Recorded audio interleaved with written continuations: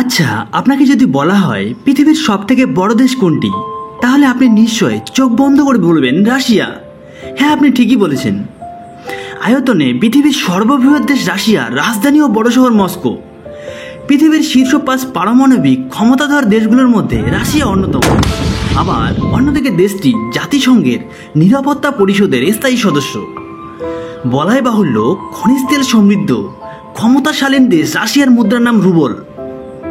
মূলত শিক্ষা ও ভ্রমণের উদ্দেশ্যে দেশ বিদেশের মানুষ রাশিয়ায় পাড়ি দিয়ে থাকে।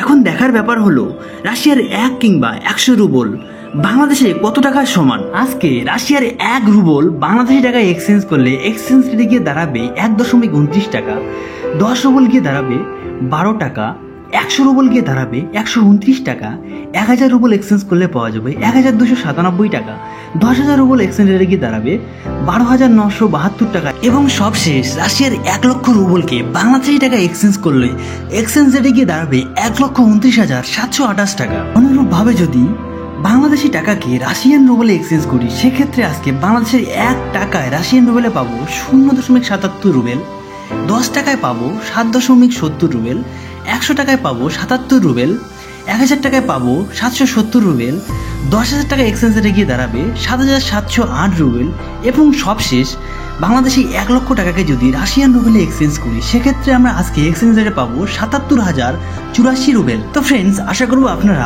বাংলাদেশি টাকা ও রাশিয়ান রুবেলের মধ্যে পার্থক্যটা সুন্দরভাবে বুঝতে পেরেছেন।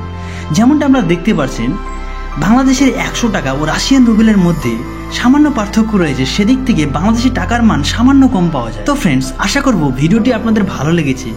আর ভিডিওটি যদি আপনাদের ভালো লেগে থাকে তাহলে তো একটা লাইক করবেন, আর এই ধরনের লেটেস্ট ইন্টারেস্টিং ভিডিও দেখার জন্য চ্যানেলে সাবস্ক্রাইব করতে একদম ভুলবেন না। তো ফ্রেন্ডস, আজকের মতো এইটুকুই। আবারও দেখা হবে নতুন একটা টিপস নিয়ে। ততক্ষণ পর্যন্ত আপনারা সুস্থ থাকবেন, ভালো থাকবেন।